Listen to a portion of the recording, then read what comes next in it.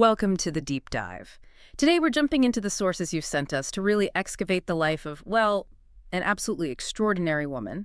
Her story has it all: political intrigue, sheer survival against, frankly, impossible odds, and one of the most harrowing moments in royal history. It really does. Our mission today is to uncover the true story behind Lady Margaret Beaufort. Yeah, and we're setting the stage in the 15th century. You have to picture this.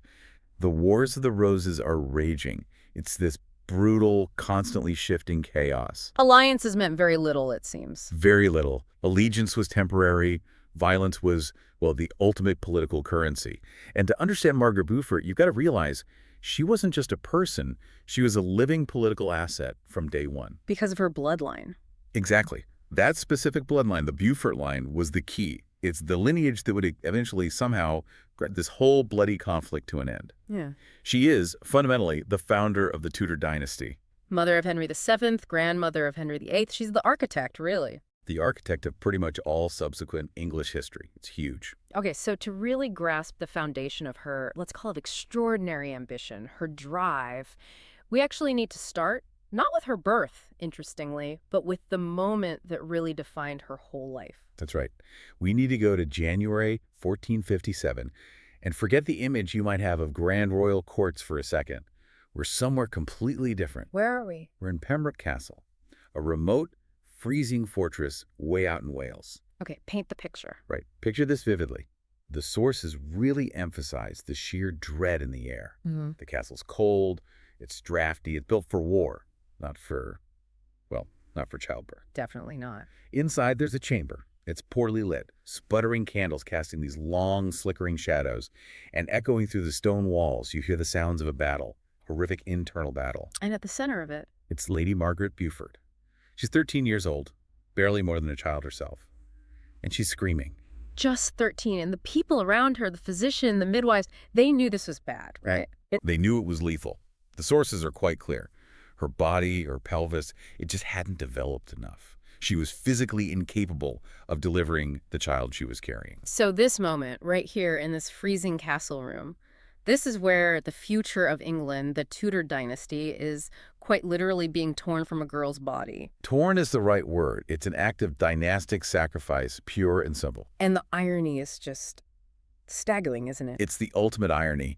This child, Margaret, whose suffering was so intense it would physically break her for the rest of her life. She was bringing forth a son, Henry Tudor. The very son who would end this whole bloody civil war. Exactly. And the Wars of the Roses, the bloodiest conflict England had known. Her personal trauma, her physical destruction was the price paid for the Tudor dynasty. Wow. Okay. Let's dive into those sources then and really unpack the journey that brought her to that terrible, terrible room. How did a noble girl end up in that situation? Well, it begins like pretty much everything in 15th century England, with blood, with lineage. Margaret was descended from John of Gaunt, the Duke of Lancaster. Now, he was the fourth son of King Edward III, a very powerful connection. So proper royal blood. Absolutely. Yeah. But it was complicated. It was a fantastic lineage, yes, but also deeply controversial. The Beaufort line, you see, descended from Gaunt's third wife, Catherine Swynford. Their children were born before they married. Ah, so illegitimate originally. Originally, yes. They were later legitimized by King Richard II, but, and this is the crucial bit, with a specific legal bar preventing them or their descendants from ever inheriting the throne. So royal-ish, but not quite royal enough for the top job. Exactly. Royal, but tainted. Close enough to be players, close enough to be dangerous, but barred from the ultimate prize. It meant they were perpetually involved in high-stakes politics, always maneuvering, without that guaranteed right. That sounds like a recipe for trouble. Or opportunity, depending on how you look at it. Both, really. She inherited this powerful but inherently unstable claim. It made her valuable as a marriage pawn, but also dangerous. Okay, so she's born into this volatile situation. When was she actually born? Around May 1443. But any sense of stability she might have had was shattered almost immediately. Her first major trauma hit when she was barely a year old. What happened? Her father, John Beaufort, the first Duke of Somerset, died. This was May 1444. And the timing is important. Hugely important. You need the context. He was a major military commander, but he'd just overseen disastrous campaigns in France during the tail end of the Hundred Years' War. Losing territory that Henry V had won. Precisely. Places like Maine and Anjou, land won with English blood now lost under his command. And in the eyes of the English nobility and public, this was seen as an absolutely unforgivable national humiliation. So he was returning in disgrace. Deep disgrace. Now, the official cause of his death, recorded at Wimborne Minster, was fever. But people didn't buy it. In that era, powerful nobles dying suddenly always sparked rumors, didn't it? Always. And the sources give us these competing narratives. One strong whisper was suicide, that he literally chose death over the dishonor of facing Parliament and the king's wrath upon his return. Chosen death over dishonor. That's quite Roman. It is. But there was another, much more sinister narrative doing the rounds. Poison. Poison. By whom? Political rivals. People may be eager to shift the blame for the military failures onto him permanently. Get him out of the picture. So we don't know for sure. We don't know for sure. Fever, suicide, poison. What matters is that Margaret grew up effectively orphaned in the shadow of a father whose death was shrouded in disgrace, suspicion, and political betrayal. That's the atmosphere of her earliest childhood. That's quite a start in life. And her mother, Margaret Beauchamp, what does she do? She's now got this infant heiress whose father is dead under a cloud. Margaret Beauchamp was clearly a pragmatist. The sources suggest she didn't waste a moment lamenting. She understood immediately. A landless infant heiress, especially one connected to a disgraced duke, was incredibly vulnerable, a liability. Survival meant acting fast. Immediately. Survival meant securing an alliance, locking down Margaret's future, and fast. So by the time Margaret Beaufort was just 6 years old, she was already betrothed. 6 years old. Who was the intended husband? The target was Jean de la Pole. His father was William de la Pole, the Duke of Suffolk. Suffolk? Okay, he was a big name then, wasn't he? Huge! At that specific moment, Suffolk was arguably the most powerful and influential man in King Henry VI's court. This betrothal was meant to be the ultimate safeguard for young Margaret, a direct line to the heart of government power. A smart move by her mother, on paper at least. On paper, absolutely. But the thing about alliances in the 1440s, especially around the weak Henry VI, is that they were built on sand, utterly unstable. And Suffolk's power didn't last. It evaporated, almost overnight, because Suffolk, the very man who brokered this marriage alliance for Margaret, was also the man held chiefly responsible for negotiating the loss of those French territories, Maine and Anjou. Ah, the same disaster that might have led to her father's death. It's exactly. The public outrage eventually reached a boiling point, and Suffolk became the scapegoat. His power just collapsed. And what happened to him? Did he just fall from favor? Oh, it was far worse than that. His end was, well, it was an object lesson in just how brutal 15th century politics could be. In 1450, he was arrested, impeached, and exiled. But he didn't even make it into exile. What do you mean? While trying to flee England, his ship was intercepted, not by royal decree, but effectively by a vigilante mob, likely sailors furious about the losses in France. A mob. What did they do? The sources describe something utterly savage, almost ritualistic. He was dragged from his ship, forced into a smaller boat, and then, then they killed him. Ow. Not a clean execution. They hacked off his head with a rusty sword. Oh my God. And the sources include this specific sickening detail that it took half a dozen clumsy blows. Half a dozen. That's just butchery. It was. It wasn't justice. It was a chaotic, brutal murder, sending a clear message about the price of failure and the limits of royal protection. That is absolutely horrifying. Let's just pause there for a second. Imagine being young Margaret, or her mother, your powerful protector, your intended father-in-law, the guy who's supposed to guarantee your safety. He's just dragged out and hacked to death like that. What does that teach you? About the stability of the crown, about the value of any alliance, about relying on powerful men. It taught the Beaufort women everything, didn't it? Survival 101 in the Wars of the Roses, noble birth, no shield, powerful connections, worthless, potentially dangerous, relying on men, on treaties, on royal favor, utter foolishness. So the lesson was adapt or die. Extreme adaptability, and maybe a healthy dose of cynicism. That childhood betrothal to John de la Pole, instantly worthless paper, gone. Another broken alliance, another trauma. This is the world Margaret is growing up in. Right. That sets the stage perfectly then for her next and ultimately most crucial dynastic sacrifice. Her mother needed a new plan. A new plan, and quickly. The political winds were shifting rapidly. Margaret Beauchamp arranged her daughter's next marriage, this time to Edmund Tudor, the Earl of Richmond. The Tudors. Okay, who were they in the grand scheme of things at this point? Well, they were sort of the new money, you could say, of the royal family connection. Edmund and his brother Jasper were the half-brothers to the current king, Henry VI. Half-brothers. How? through their mother, Catherine of Valois. She was Henry V's widow, the former Queen of England. After Henry V died, she secretly married a Welsh clerk of the wardrobe, a man named Owen Tudor. Secretly, so this wasn't exactly common knowledge. It caused quite the scandal when it came out. Many of the established English nobles looked down on the Tudors. They saw them as Welsh upstarts, products of a potentially inappropriate liaison. But crucially, They had the king's favor. they had King Henry VI's personal favor. He acknowledged them, made Edmund an earl. And in Henry VI's shaky kingdom, the king's favor meant access to power, land, and influence, even if your lineage was a bit unconventional. So, marrying Margaret Beaufort to Edmund Tudor linked her slightly tainted but ancient royal blood to his newer, royally favored but less prestigious line. Precisely. A potentially powerful combination, especially for the struggling Lancastrian cause Henry VI represented. And when did this marriage happen? How old was Margaret now? This was in 1455. Margaret was approximately 12 years old. 12.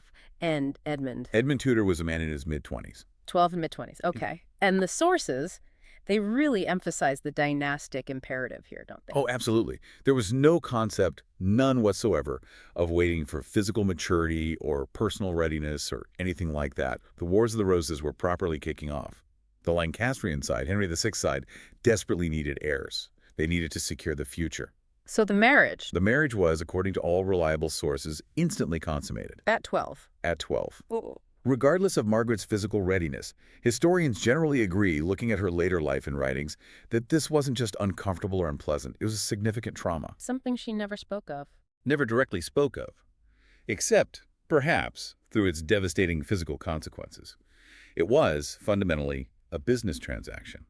Her body was the required sacrifice for dynastic production. And tragically, from that perspective, the sacrifice worked. It did. Within months, Margaret was pregnant. 12 years old and pregnant. I try to imagine the older women around her, the experienced midwives, her mother, her attendants.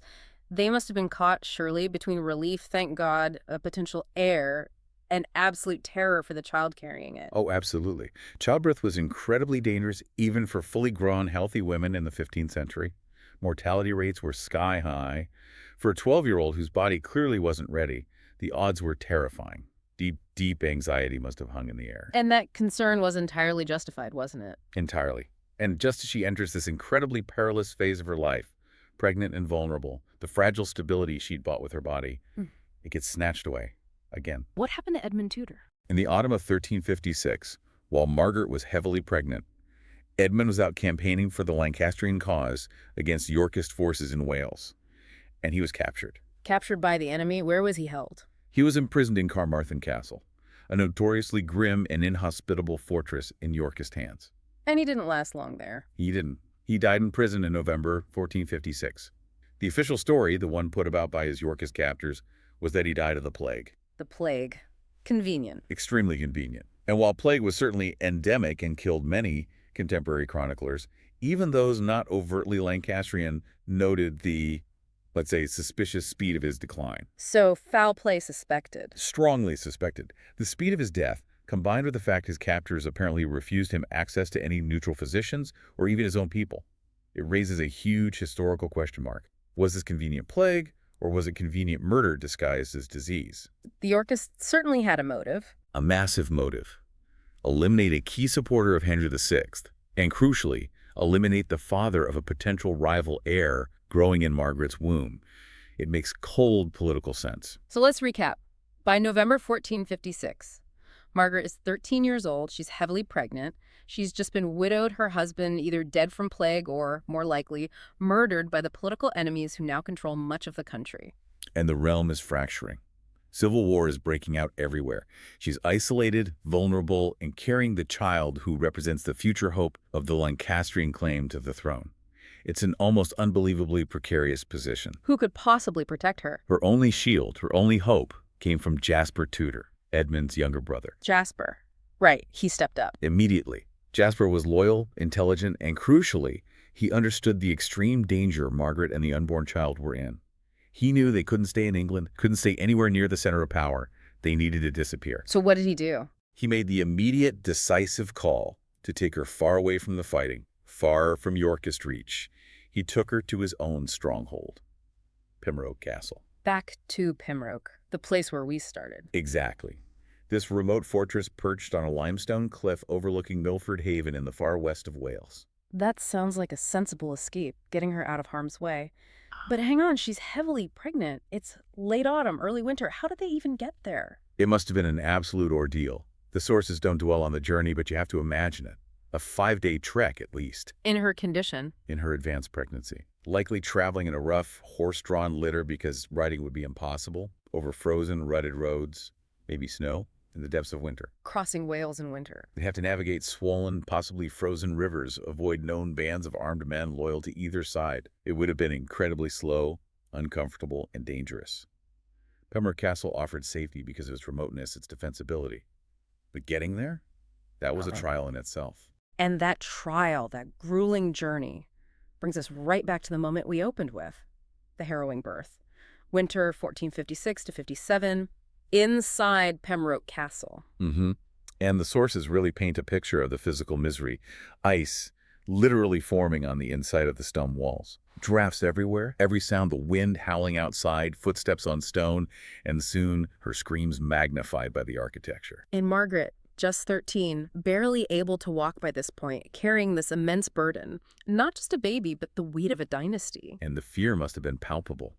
The gravity of the situation became clear very early on thanks to Dr. Louis Carleon, the castle physician. He wasn't just some local healer, was he? No. The records show he was highly educated, studied medicine at Oxford and Paris. He had decades of experience, specifically including treating noble women during childbirth. He knew what he was looking at. And his assessment of Margaret's situation? Terrifyingly blunt. He examined her and reported directly to Jasper Tudor, who was now her protector and effectively making the decisions. What did he say? He said Margaret's body simply hadn't finished growing.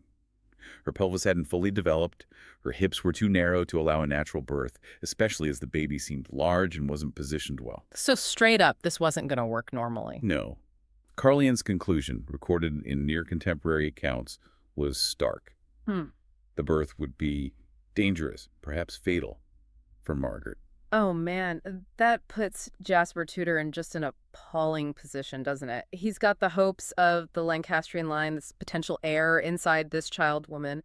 What choices did Carleon even give him? The choices were all gruesome, reflecting the brutal reality of 15th century medicine. Carleon laid out the 3 terrible options. Okay, what were they? Option 1, attempt to manually turn the baby while it was still inside Margaret. This was incredibly risky, often causing massive internal hemorrhaging and the death of both mother and child. Right. Option 2. Option 2, wait and hope. Just let nature take its course. But given the obstruction, this usually meant the baby would suffocate during the prolonged labor, and the mother would likely die afterwards from exhaustion, infection, or a ruptured uterus. Awful. And option 3? Option 3, a cesarean section, cutting the baby out. But you have to remember, this is long before sterile surgery, before effective anesthesia, before antibiotics. A cesarean in 1457 was almost invariably fatal to the mother due to shock, bleeding, and subsequent infection. It was seen as a way to save the baby's soul through baptism, sacrificing the mother's life. So Jasper's choice was basically risk killing them both trying to intervene, let them both likely die waiting, or almost certainly kill Margaret to save the baby. That was the terrible burden he faced, weighing the future of a dynasty against the life of his barely adolescent sister-in-law. And the sources say the labor actually began quite abruptly. Yes, in January 1457. Apparently, Margaret was taking a short, difficult walk along the cold castle battlements, probably trying to ease her discomfort, and she just collapsed. Labor started. And it was long. Agonizingly long. 18 hours, the accounts say. The midwives were summoned immediately. The chief midwife, Dame Gwen Foch Daffod, had 30 years' experience herself. They knew straight away this was going to be extremely difficult, extremely dangerous. What did they do? What could they do? They prepared their instruments, which sounds ominous, and it was. Knives, hooks, possibly early forms of forceps. These weren't delicate tools. They also prepared traditional herbal remedies, lavender, maybe, to try and calm Margaret, rosemary for strength, but mostly it was down to manual intervention and endurance. 18 hours. The sources mention her screaming. Screaming until her voice gave out, until there was nothing left but, as one account chillingly puts it, gasping animal sounds of suffering echoing off those cold, unforgiving stone walls. It's unimaginable. It really is. Eventually, the decision must have been made, probably by Jasper, on Carleon's advice, to proceed with a manual extraction. meaning a dangerous, invasive procedure where the midwives, perhaps guided by Carlian, had to physically intervene, potentially using instruments to pull the baby out, prioritizing the child's survival, even at extreme risk to the mother. It risked tearing Margaret's internal anatomy apart. But they succeeded in saving the baby. They did. After what must have felt like an eternity of violence and agony, there was probably a terrifying moment of silence. And then, finally, the sound they were all desperately hoping for, a thin, angry wail. Henry Tudor, future King Henry VII, was born. He survived. But the cost to Margaret? The cost was staggering. Right. Permanent. Dr. Carlian's assessment afterwards confirmed the worst fears. The damage was severe and permanent. What kind of damage are we talking about? Extensive internal tearing. Significant damage to organs, injuries that would never fully heal in that era. And the most devastating consequence? The physician's conclusion was clear and life-altering. She would never bear another child. At 13 years old, Margaret Beaufort's reproductive life was over. Finished. Sacrificed. Sacrificed completely on the altar of dynastic politics. She had done her duty, produced the male heir, but the physical price was infertility for the rest of her life. Just incredible. And the immediate aftermath. She survived the birth itself, but the recovery. The physical recovery alone was a nightmare. The sources talk about weeks, maybe months, where she hovered between life and death, racked by fever, fighting off constant infection in that unhygienic environment. Just surviving that period was a miracle in itself.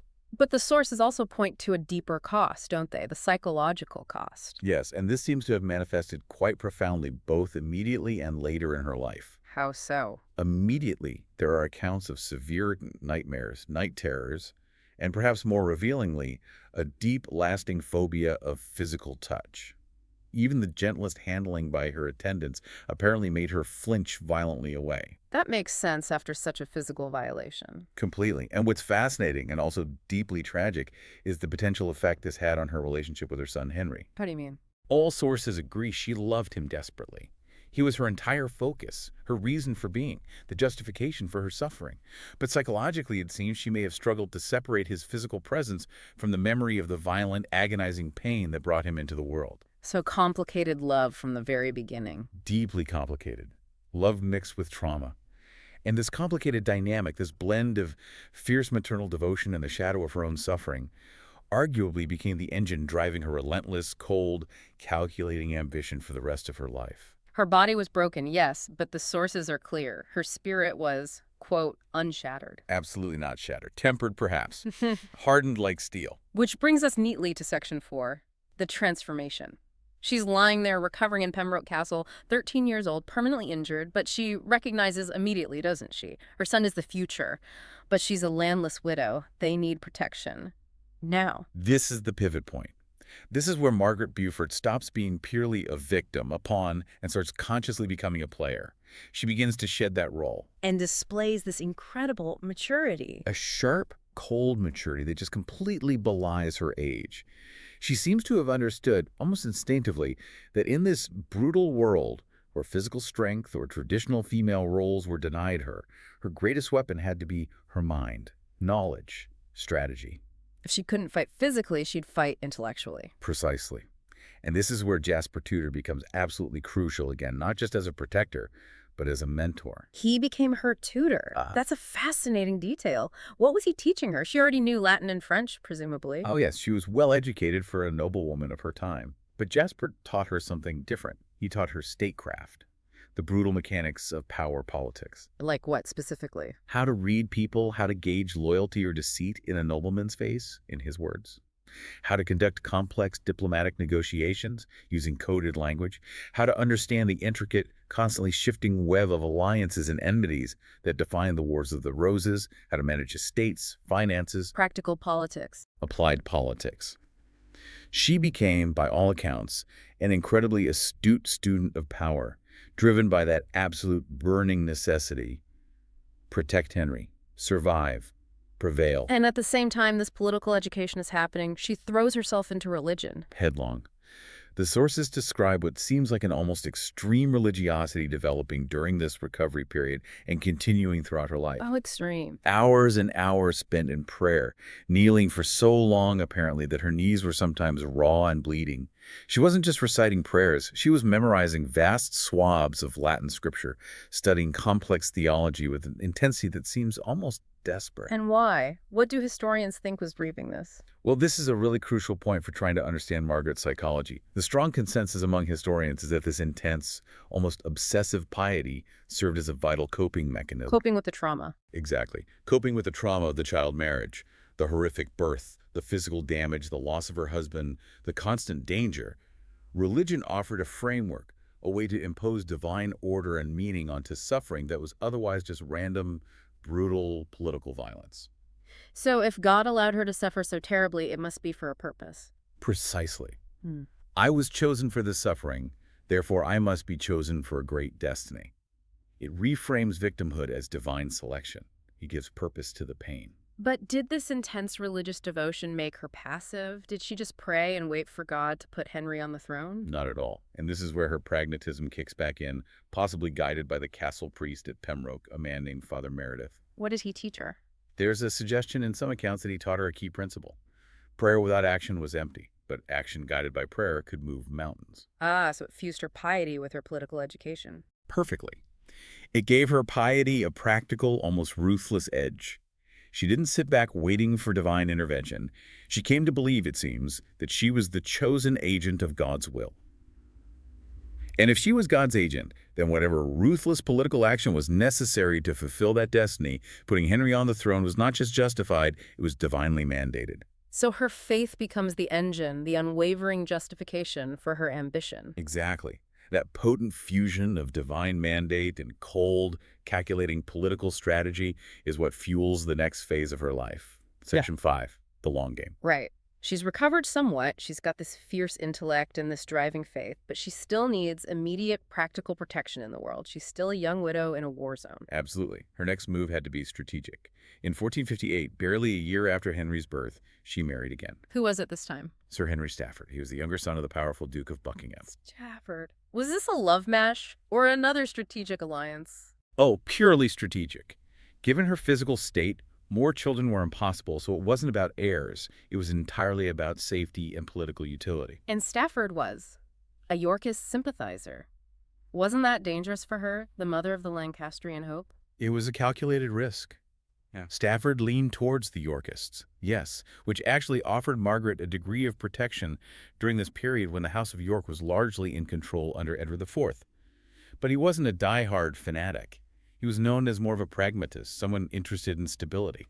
So a marriage of convenience that gave her cover. Exactly. The sources describe it very much as a business partnership almost, and Margaret seems to have negotiated the terms very carefully. What were the key terms? What did she insist on? Two things were crucial. First, she retained control over her own extensive Beaufort estates and finances. This gave her independent resources, money she could use discreetly to support her son and the Lancastrian cause. Financial independence was power. Smart. And the second thing? Perhaps the most important decision for the future. Young Henry Tudor did not come to live with her in Stafford. He remained in Wales, under the guardianship of his uncle, Jasper Tudor. Why was that so significant? Think about it. If Margaret had insisted on raising Henry herself at the English court, surrounded by Stafford's Yorkist connections, under the watchful eye of King Edward IV. He would have been a constant reminder of the Lancastrian threat. A target. A huge target. He would almost certainly have been eliminated later on, perhaps during one of the political crises. By keeping him geographically separate, under Jasper's protection in remote Wales, Margaret probably saved his life. This strategic separation was vital. So Margaret spends the next decade or so, the 1460s, living this double life. Publicly, the dutiful wife of a Yorkist-leaning noble. Privately, the mother plotting the return of the Lancastrian heir. Yes, immersed in the absolute chaos of the main phase of the Wars of the Roses. Watching kings rise and fall, Henry VI captured, Edward V taking the throne, brief Lancastrian restorations. She had to navigate these incredibly treacherous waters, appearing utterly loyal and innocuous while secretly working towards Henry's future. How did she even manage that? What was her main tool? Her primary weapon during this period seems to have been the careful, patient cultivation of sophisticated female networks. Female networks. Tell me more. That sounds fascinating. She needed to maintain lines of communication, gather intelligence, and exert subtle influence, all without raising suspicion. This required what the sources call extraordinary diplomatic skill. Who was she connecting with? It was incredibly risky, but she managed to maintain connections on both sides of the divide. Publicly, she cultivated a relationship, or at least the appearance of one, with Elizabeth Woodville. Edward V's wife, the Yorkist queen. Exactly. Yeah. Maintaining ostensibly friendly correspondence with the Queen gave Margaret camouflage, access to court gossip, and a degree of perceived loyalty within the Yorkist establishment. And secretly. Secretly, she maintained clandestine communications with the exiled Lancastrian Queen, Margaret of Anjou, and other key Lancastrian loyalists hiding in France or Brittany. This was playing with fire. One intercepted letter. One intercepted letter, one servant bribed or tortured, and she would have faced immediate charges of treason. Execution would likely follow swiftly.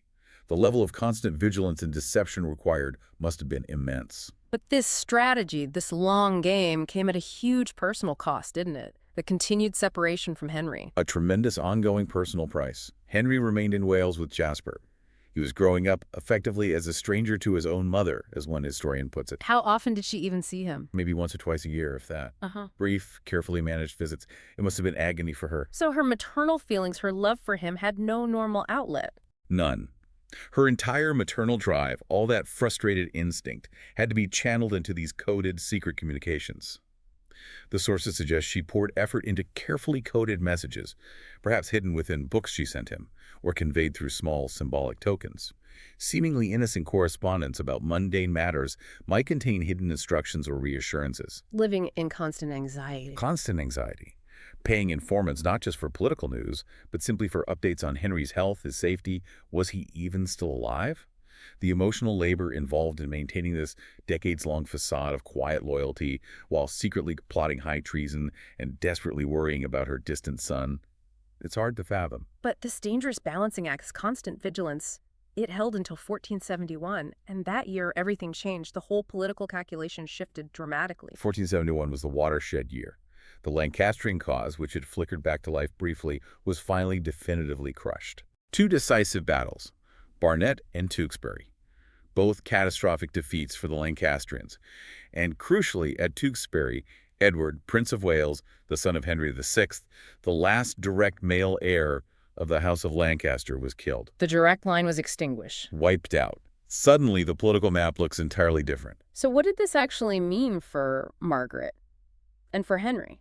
It meant that her teenage son, Henry Tudor, who up until this point had been a relatively minor claimant, a backup option with a legally complicated and distant claim through the Beaufort line, suddenly became the main Lancastrian hope, the most viable remaining succession threat to the now triumphant Yorkist king, Edward IV. From a distant threat to the primary threat almost overnight. Exactly. Henry Tudor went from being a pawn to being Lancastrian public enemy #1 in Edward V's eyes. And Jasper Tudor recognized this immediately. And Jasper was shrewd. He knew Edward IV was ruthless and would tolerate no potential rivals, especially not one with royal blood, however debatable the claim. The danger to Henry was now acute, immediate. Jasper made another agonizing but necessary decision. Henry had to get out. Henry had to flee England entirely. Exile was the only option. And Margaret. The sources know she wasn't even there for this farewell, was she? No. It must have been heartbreaking. Sometime in September of 1471, under cover of darkness, probably on a storm-lashed night, knowing the danger of pursuit, 14-year-old Henry Tudor boarded a ship at Tenby on the Welsh coast. And sailed away. Sailed into 14 long years of exile, mostly spent in Brittany under the watchful eye and fluctuating goodwill of Duke Francis II. 14 years. Separated not just by distance within Britain, but by the English Channel, knowing he was essentially a political pawn in the hands of a foreign ruler. That physical separation, the inability to see him perhaps at all for years on end, the constant fear for his safety in the shifting alliances of European politics. Historians argue this is the point where Margaret's grief and anxiety truly transformed. It hardened into something else. Into what? Into pure, cold, calculating ambition. The maternal longing, impossible to fulfill directly, was sublimated entirely into the political project. If she couldn't be a mother in the conventional sense, she would dedicate every fiber of her being, every ounce of her intellect and cunning, to fulfilling the ultimate dynastic role. She would be the strategist who put him on the throne, no matter the cost. No matter the cost. And almost as if fate was clearing the decks for this new, intensified phase of her life, another event occurred shortly after Henry's exile began. What was that? Her second husband, Sir Henry Stafford, died, also in 1471. So Margaret is now approaching 30. She's twice widowed. Her only son is in exile, a hunted man. She faces a choice again, doesn't she? Seek quiet safety, retire from the game. Or double down, reach for real power herself. And she chose power. Unequivocally. No hesitation. Which brings us to Section 6, the architect of the dynasty, the final act. Her third marriage was a masterstroke of political calculation. Who did she marry this time? Thomas Stanley, Lord Stanley, later Earl of Derby. Stanley. Okay, this wasn't a move for safety or cover, was it? This sounds like a power play. Oh, entirely. This was not a marriage for affection or even partnership in the Stafford sense. This was a pure, cold political merger aimed at acquiring the influence and resources needed for the final push. Tell us about Stanley. Why was he the key? Stanley was arguably the ultimate political operator of his generation, the survivor. His family motto might as well have been, wait and see. What was his specialty? His specialty was hedging his bets, cultivating connections on all sides, and then, crucially, backing the winning side at the absolute last possible moment, often swinging the balance of power decisively. He was known for his vast network of retainers, his political influence, particularly in the northwest of England, and his control over significant private military forces. So marrying him gave Margaret. It gave her access. Access to his intelligence network, his political clout, and potentially his military muscle when the time was right. The deal was implicit. Margaret provided the crucial royal bloodline, the legitimacy of the Beaufort Tudor claim that Stanley himself lacked. Stanley provided the political weight and the resources. A real powerhouse arrangement. Absolutely. And the sources mentioned that the Yorkist king, Edward IV himself, not only approved of the marriage, but actually attended the elaborate wedding. That seems incredibly risky if Margaret was still secretly plotting treason. Didn't Edward suspect anything? Edward likely thought he was being clever. By marrying Margaret, the mother of the exiled claimant, to a powerful, ostensibly loyal Yorkist magnate like Stanley, he probably thought he was neutralizing her, containing the threat, keeping his potential enemy close. But he miscalculated. Massively. He inadvertently gave Margaret the exact platform, the perfect cover she needed to escalate her operations. She immediately leveraged Stanley's position, his household, his connections, to build an even more extraordinary intelligence network, all while Henry waited in exile in Brittany. How did this network operate under such intense scrutiny? Stanley's household must have been watched. It must have been, but Margaret was clearly a master of discretion by this point. The communication methods became even more sophisticated. False identities for messengers, invisible inks apparently made from things like citrus juice, elaborate codes hidden within seemingly mundane correspondence about trade negotiations, estate management, or family matters. And the scope of this network? It seems to have been vast. Informants not just in England, but liaising with Henry's circle in Brittany. Agents within the royal palaces, reporting on troop movements and court sentiment. Spies within powerful merchant guilds tracking financial support, contacts in noble households across the country, assessing loyalties. She lived in this constant state of high-stakes information gathering, managing finances, paying agents, all while maintaining the facade of the pious, dutiful wife. Running a massive counterintelligence operation right under the king's nose. Essentially, yes. For years, patiently compiling data, waiting for the right moment, the right opportunity. And that opportunity finally arrived in 1483, a completely unexpected event. Completely. King Edward V, who seemed secure on his throne, died suddenly. He was only 40 years old. It threw the entire kingdom into immediate crisis. Because his heir was a child. Exactly. His son, Edward V, was just 12 years old, and Edward V's brother, Richard, Duke of Gloucester, was named Lord Protector. Richard of Gloucester, soon to be Richard III. Very soon. Richard seized power with ruthless efficiency. Edward V and his younger brother, the princes in the Tower, were lodged in the Tower of London, supposedly for their safety. And then they disappeared. They disappeared, vanished from the historical record. Richard declared them illegitimate, claimed the throne himself, and was crowned Richard III. This usurpation, the mystery of the princes, this was the moment Margaret had been waiting for, wasn't it? This was the catalyst. Richard III's actions, particularly the widespread suspicion that he had murdered his own nephews to secure the throne, absolutely shattered the legitimacy of the House of York. Even Yorkists were horrified. Many were deeply alienated. Richard might have been king, but he was now widely viewed, rightly or wrongly, as a tyrant, a usurper, possibly a child murderer. The sources confirm this deep unease. So suddenly the Yorkist regime looks unstable, illegitimate. And Henry Tudor's distant, complicated Lancastrian claim, which had seemed like such a long shot, it starts to look like a viable, perhaps even preferable, alternative. An alternative to a king suspected of the ultimate crime. The door creaked open. And Margaret kicked it down. She immediately activated what historians call the audacious plot. No more waiting.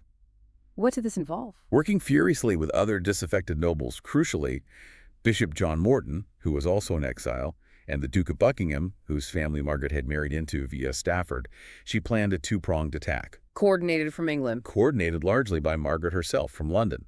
The plan was incite a major rebellion within England led by Buckingham, timed to coincide perfectly with a cross-channel invasion led by Henry Tudor with French and Breton support. Ambitious. Did it work? No. The timing went wrong. Yeah. Buckingham's rebellion kicked off prematurely in October 1483 before Henry could land. Richard III reacted swiftly, crushed the uprising, and Buckingham was captured and executed. And Margaret. She was clearly implicated. Why wasn't she executed too? She was certainly implicated. She was stripped of all her titles and estates, which were transferred to her husband, Stanley. She was placed under strict house arrest, essentially becoming Stanley's prisoner in his own home. But she escaped execution. Why? Almost certainly because of Thomas Stanley's immense influence. Richard III, already unpopular, couldn't afford to alienate the powerful Stanley family and their military forces in the Northwest. Executing Stanley's wife, even for treason, was too big a risk. So Stanley saved her life, probably, but she's under house arrest, stripped of everything. Was the dream over? Not for Margaret Beaufort. Even under house arrest, watched constantly, she continued plotting. Using trusted servants, finding ways to smuggle coded messages out, maintaining contact with Henry and her network of informants. Her resolve seems to have been absolute. 2 more years of plotting in secret. 2 more years. Until August 1485. Henry Tudor, gambling everything, finally landed with a small force at Milford Haven in Wales, ironically very close to Pembroke Castle where he was born. And this time, Margaret's careful, long-term manipulation of the Stanley family was ready to pay off. This was the endgame, the culmination of decades of planning. The Battle of Bosworth Field, August 22nd, 1485. The dramatic climax. Richard III faced Henry Tudor's smaller army. And crucially, positioned on the edge of the battlefield, ostensibly supporting Richard, were the large forces commanded by Thomas Stanley and his brother, Sir William Stanley. What was Stanley doing? Was he really supporting Richard? He was playing his classic waiting game. But Margaret had been working on both her husband and, perhaps more successfully, his more volatile brother, William. She had appealed to their ambition, maybe their conscience, maybe just their instinct for backing a winner. She had secured secret assurances. So when the battle hung in the balance. In the decisive moment, as Richard III made his desperate final charge towards Henry Tudor himself, the Stanley forces, instead of engaging Henry's army, turned. They attacked Richard's flank. A betrayal. The ultimate betrayal. Orchestrated patiently, persistently, over years by Margaret Beaufort. It swung the battle.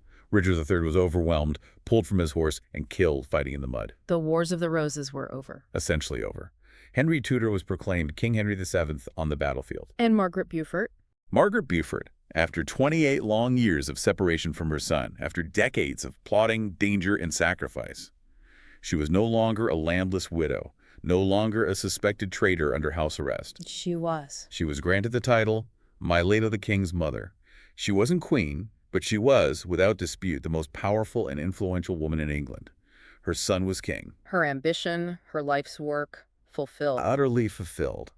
She lived for another 24 years, long enough to see Henry VII consolidate his rule, stabilize the kingdom after decades of war, and crucially, secure the dynasty. By marrying Elizabeth of York. Yes, marrying Elizabeth of York, Edward V's daughter, thereby uniting the White Rose of York and the Red Rose of Lancaster, a union Margaret herself helped negotiate. And she lived to see the birth of her grandchildren, including Prince Arthur and the boy who would become the most famous Tudor of all, Henry VIII. She saw Dynasty established. Firmly established. She died in 1509, just a few months after her son, Henry VII. She had achieved everything she set out to do.